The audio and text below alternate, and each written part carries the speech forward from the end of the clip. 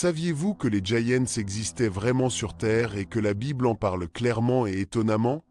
Mais voici ce que personne ne vous dit. Ces géants ne sont pas seulement des légendes ou de l'histoire ancienne. Il y a un sombre secret sur le Néphilim et la vérité pourrait changer tout ce que vous pensez du passé et même de l'avenir. Dans cette vidéo, nous révélerons les preuves les plus surprenantes des géants de la Bible. Qui étaient, d'où ils venaient et pourquoi ils pourraient rester plus importants que vous ne l'imaginez. Nous approfondirons les complots, les mystères cachés et même ce que cela signifie pour les derniers jours. Mais voici le défi. Restez jusqu'à la fin pour découvrir le lien le plus inattendu entre les géants d'antan et notre présent. C'est une vérité si choquante que vous ne reverrez plus jamais la Bible. Ces êtres mystérieux connus sous le nom de Néphilim apparaissent dans l'un des passages les plus énigmatiques des Écritures. Avant de comprendre qui ils étaient, allons directement à la source. Genèse 6, 4, qui dit « Il y avait des géants sur terre à l'époque, et aussi après cela, lorsque les fils de Dieu se sont joints aux filles des hommes, et ils ont donné naissance à des enfants, qui étaient des hommes puissants, qui étaient des hommes de renom. » Ce seul vers nous fait demander « Qui étaient ces enfants de Dieu? Pourquoi ces géants ont-ils été décrits comme des hommes puissants et des hommes renommés? » Le terme Néphilim, qui peut être traduit par les tombés ou ceux qui ont été abattus, a un poids beaucoup plus important qu'une simple curiosité. Beaucoup croient que les fils de Dieu étaient des anges déchus, des êtres qui ont contesté l'ordre divin et mélangés aux filles des hommes, ont produit une ligne unique et terrifiante. Était-il juste une métaphore ou ont-ils vraiment marché sur la terre, modifiant le cours de l'humanité? Imaginez maintenant un monde consommé par la corruption. Genèse 6. 5 révèle que le mal de l'homme était grand sur terre et que chaque imagination de ses pensées n'était continue qu'au mal. Non seulement l'humanité avait été perdue, la présence du Néphilim a intensifié cette corruption, devenant un symbole d'une création déformée. Mais qu'est-il arrivé à ces géants lorsque l'inondation est arrivée? Tous ont été détruits ou leur influence a-t-elle persisté, réapparaissant plus tard? Le verset offre une piste intrigante. Il y avait des géants à cette époque et aussi après cela. Ce mystère est précisément où nous approfondirons le thème suivant, explorant les géants avant et après le grand jugement divin. Après tout, quel était vraiment le Néphilim? L'inondation a marqué un moment de destruction et de renaissance, mais a-t-il vraiment effacé toutes les traces des géants de la Bible? Dans Genèse 7h23, on nous dit « Et chaque être vivant qui vivait sur la face de la terre a été détruit, de l'homme à la bête, du reptile et de l'oiseau du ciel, et ont été éliminés de la terre, et seul Noé et ceux qui avec lui étaient dans l'arche. » Cela suggère que les Néphilim, les géants qui ont marché sur la terre à cette époque, auraient dû être complètement anéantis. Cependant, il y a un mystère dans ce récit. Comment expliquer la réapparition des géants plus tard? Les numéros 13h33 révèlent que les espions envoyés à la terre promise ont vu des géants et l'ont rapporté. Et là, nous avons vu les géants, les enfants d'Anak, la race des géants, et nous étions à notre avis en tant que Gomar, et nous leur avons donc semblé. Où ces géants sont-ils venus après l'inondation? Une théorie fascinante indique une éventuelle lignée de géants liés aux descendants de Cam, fils de Noé. Cette idée suggère que la corruption qui a marqué le monde prédiluvien aurait pu refaire surface par certains peuples. Mais ça ne s'arrête pas là. Le Deutéronome 2, octobre 2011 parle de l'Émim et des Rephéta, des tribus géantes qui habitaient la région de Canaan, décrites comme grandes, nombreuses et élevées, comme les Anacéens. Cela soulève la question de savoir si le jugement de l'inondation portait sur la chair et le sang, ou si quelque chose de plus profond, quelque chose de spirituel, permettait à la graine de Néphilim de retourner sur la terre. Les Écritures ne laissent aucun doute que ces géants représentaient un défi constant pour le peuple de Dieu. Mais qui étaient ces tribus et comment elles se sont développées dans le monde antique? Alors que le peuple d'Israël s'approchait de la terre promise, ils ont trouvé un obstacle inattendu, des tribus entières de géants dispersés dans ces territoires. Dans Joshua 11, 21 à 22, nous avons lu que Joshua a coupé les Anacéens des montagnes, Hébron, Déir, Anab et toutes les montagnes de Juda et toutes les montagnes d'Israël. Joshua les a complètement détruits, avec leurs villes. Qui étaient ces Anacéens et pourquoi étaient-ils craignants autant? Ces géants n'étaient pas des gens ordinaires. Le Deutéronome 2, 20 à 21 mentionne l'Émim, le Zamzumim et les Repheta, décrits comme grands, nombreux et élevés. La Bible dépeint ces tribus comme des restes d'une ligne particulière qui était directement opposée au plan de Dieu pour l'établissement d'Israël. Ses caractéristiques physiques impressionnantes et sa présence imposante ont transformé la terre promise en un véritable champ de bataille, à la fois spirituel et physique. De plus, les emplacements géographiques de ces tribus sont intrigants. Ils occupaient des régions stratégiques telles que Basan, Canaan et les régions montagneuses, ce qui renforce l'idée que leur terre était fortement fortifiée. Les numéros 13h28 met en évidence le rapport d'espions qui décrivent les villes murales et très grandes, habitées par des villages qui semblaient inégalés. Ces histoires soulignent non seulement la taille et la force des Giants, mais aussi la peur qu'ils ont infusée, même dans les guerriers les plus expérimentés. Cependant, ces batailles n'étaient pas simplement militaires. Chaque confrontation avec ces tribus géantes représentait une lutte spirituelle, une déclaration selon laquelle Dieu était le véritable Seigneur de la terre. Mais il y avait un roi, un géant parmi les géants, qui est devenu le symbole de cette résistance. Parmi tous les géants mentionnés dans la Bible, peu sont aussi énigmatiques que Ogé, le roi de Basan. Dans Deutéronome 3h11, nous avons trouvé un détail fascinant à son sujet, parce que seul Ogé, roi de Basan, est resté des restes des Giants. Voici, son lit était un lit de fer, n'est pas dans Rabat des enfants d'Amin?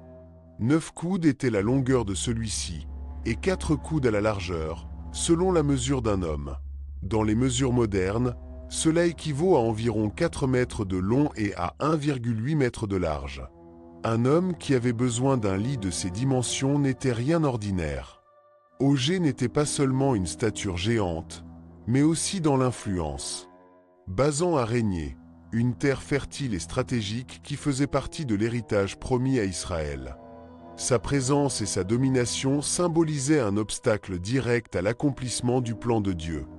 Dans Joshua 12, 4-6, nous avons lu que Ogé, roi de Basan, qui était l'un des restes des Giants, a été vaincu au combat et que son territoire a été donné au peuple d'Israël.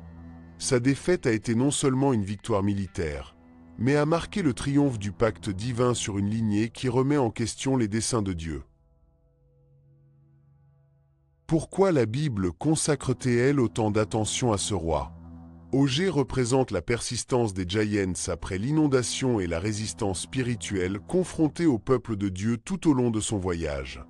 Il sert d'exemple clair de la façon dont ces géants étaient non seulement des ennemis physiques, mais des symboles de l'opposition au plan divin. Cependant, l'histoire des Giants ne se termine pas par Ogé. Il continue d'apparaître dans les moments clés du récit biblique. Parmi toutes les histoires qui impliquent des géants, aucun n'est aussi emblématique que la confrontation entre David et Goliath.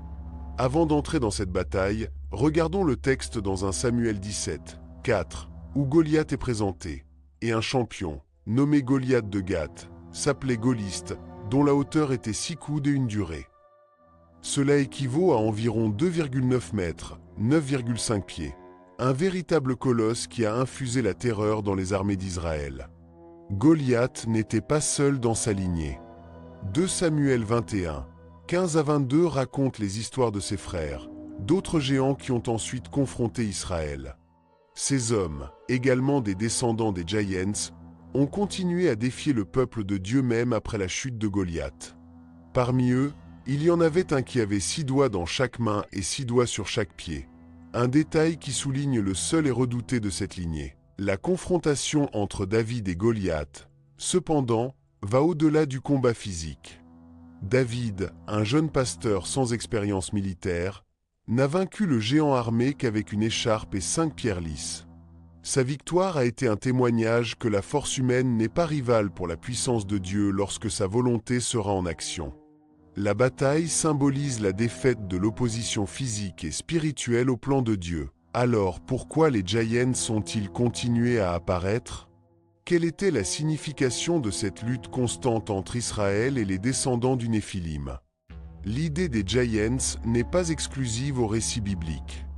À travers des cultures du monde entier, nous trouvons des légendes et des histoires d'immenses êtres qui ont modelé le passé de l'humanité. Dans la mythologie grecque, les titans ont été décrits comme des géants qui ont défié les dieux de l'Olympe. Dans les sagas nordiques, les êtres Jotnar et colossaux ont habité les limites du monde. Même parmi les peuples autochtones des Amériques, il y a des histoires de géants qui ont visité la Terre dans les temps anciens. Ces légendes mondiales soulèvent une question fascinante. Ces histoires pourraient-elles faire écho à une plus grande vérité? L'archéologie, à son tour, fournit des indices intrigants.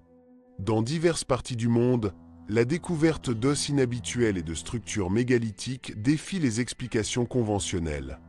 Des endroits tels que Stonehenge, les pyramides égyptiennes et les ruines de Baalbek sont souvent liés aux théories géantes en raison de l'immense taille et du poids des pierres utilisées dans sa construction. Qui aurait pu construire ces structures? Ces titans bibliques auraient-ils pu jouer un rôle dans l'informatique? Encore plus intrigants sont les résultats archéologiques qui indiquent les squelettes géants. Bien que beaucoup de ces histoires soient contestées ou discréditées, elles persistent, nourrissant la curiosité des universitaires et des gens ordinaires.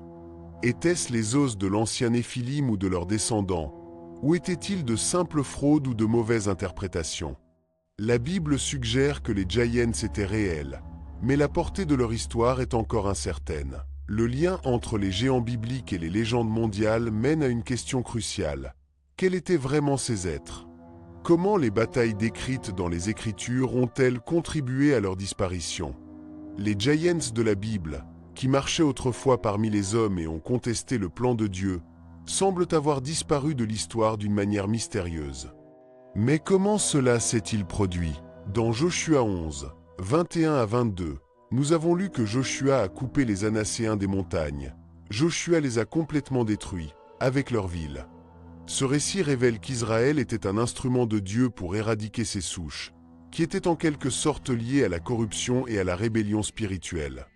De plus, des confrontations avec des géants tels que Goliath et ses frères montrent que, même après la conquête de Canaan, les restes de ces peuples ont continué d'émerger.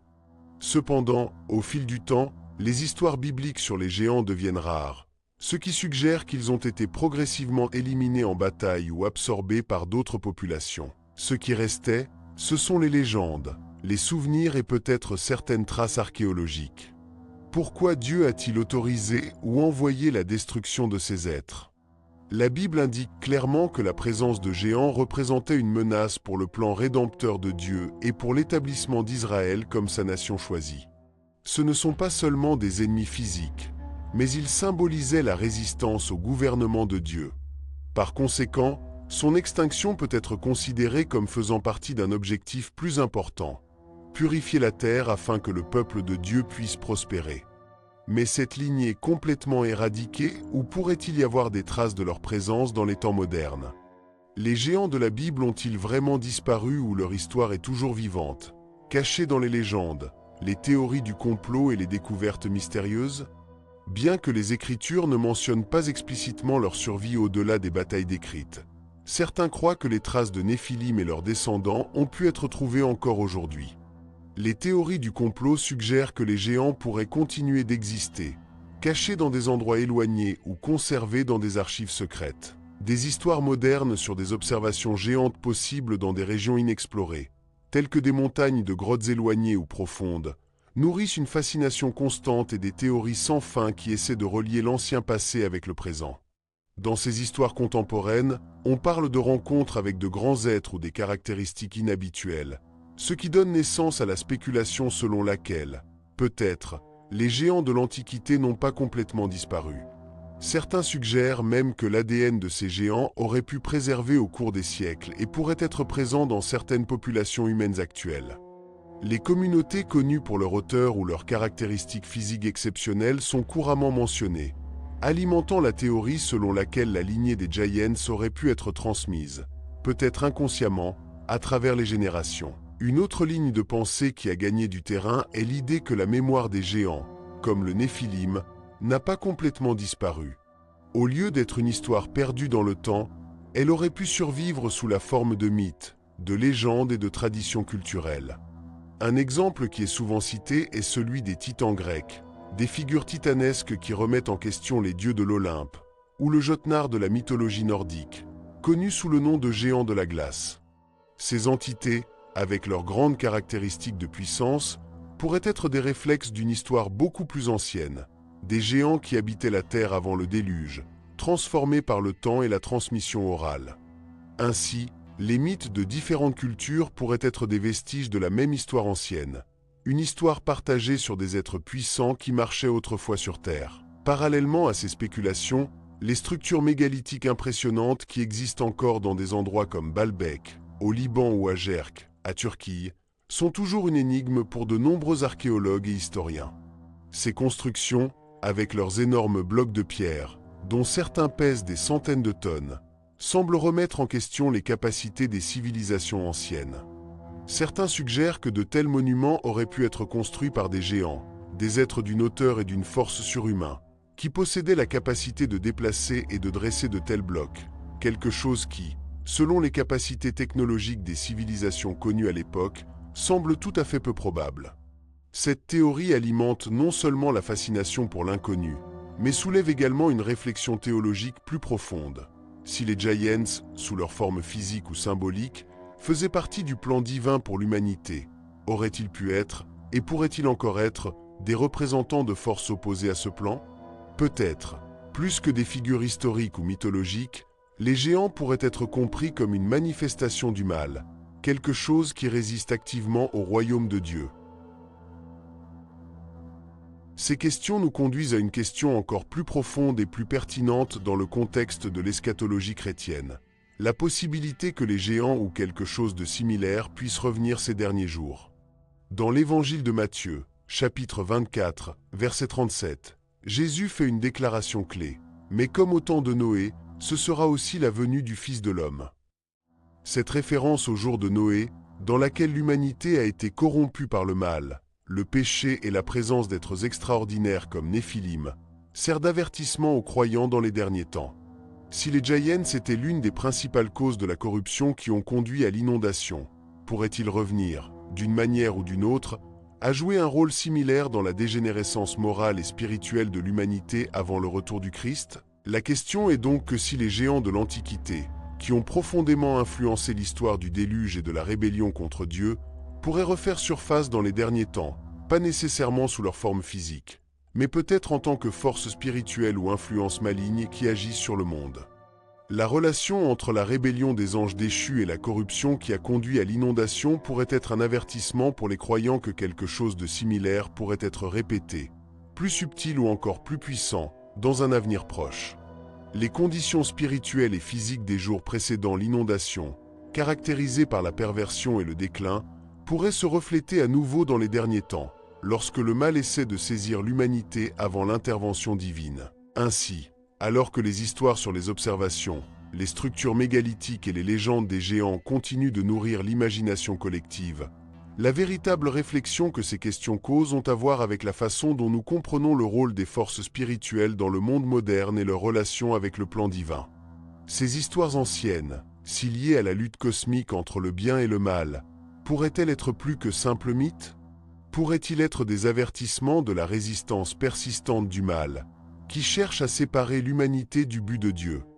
En fin de compte, les histoires des Giants nous invitent non seulement à explorer le passé, mais à réfléchir sur l'avenir et la façon dont nous nous préparons à faire face à ce qui peut arriver. Le lien entre les Néphilim et les anges déchus ouvre un fan des hypothèses fascinantes et profondes sur une éventuelle résurgence de ces êtres mythiques.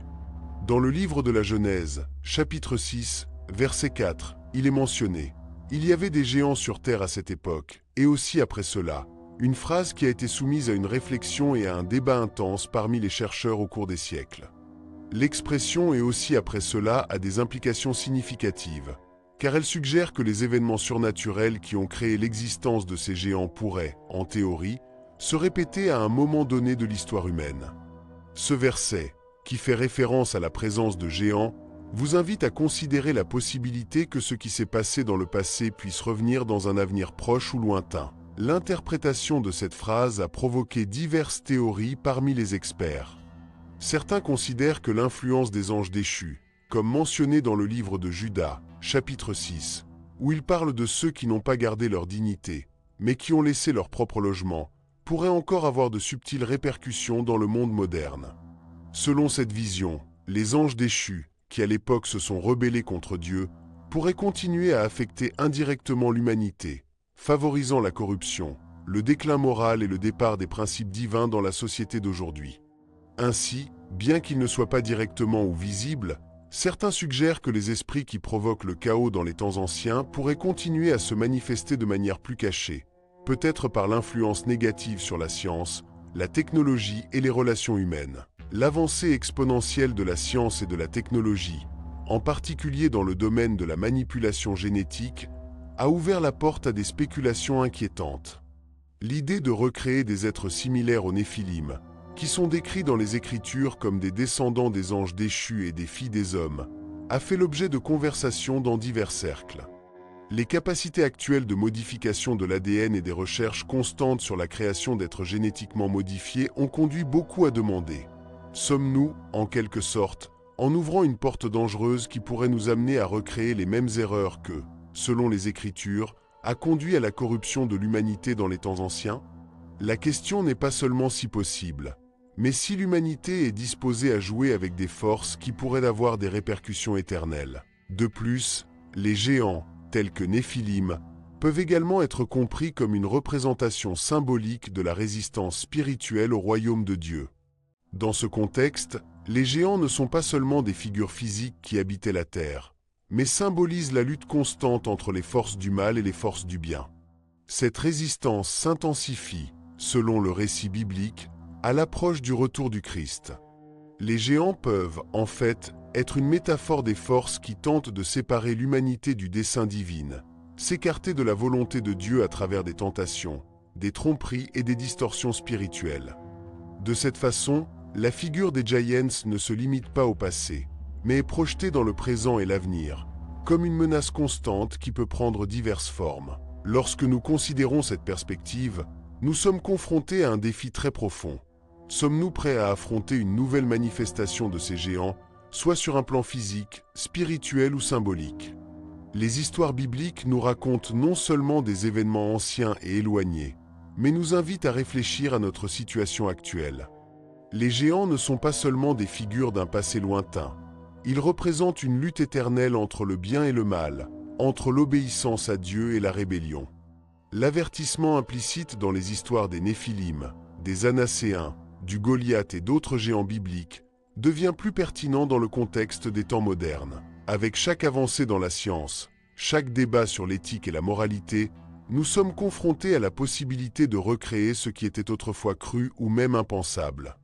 Maintenant que nous avons exploré les liens entre les Néphilim, les Giants et leur rôle ces derniers temps, une réflexion cruciale se présente.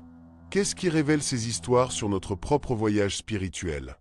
Sommes-nous, comme à l'époque de Noé, face aux géants symboliques qui essaient de s'éloigner de la vraie volonté de Dieu? Et surtout, comment réagirons-nous à ces défis qui semblent toujours être présents, en attendant un moment de vulnérabilité pour détourner notre foi et notre obéissance? La lutte entre le bien et le mal n'est pas un sujet du passé. C'est une bataille qui est toujours vivante et active dans nos vies aujourd'hui. Je veux que vous pensiez, quels sont les géants de votre vie aujourd'hui? Y a-t-il des défis, des doutes ou des peurs qui semblent insurmontables? La Bible nous enseigne qu'avec Dieu, même les petits d'entre nous peuvent surmonter les plus grands obstacles, tout comme David a vaincu Goliath. Mais cette victoire n'est possible que si nous donnons tout au Seigneur. Maintenant, je vous invite à vous abonner à la chaîne et à activer les notifications pour continuer à découvrir les mystères de la Bible et à renforcer votre foi. Partagez cette vidéo avec quelqu'un qui a besoin d'écouter ce message, et ensemble, explorons les incroyables secrets que les Écritures doivent révéler.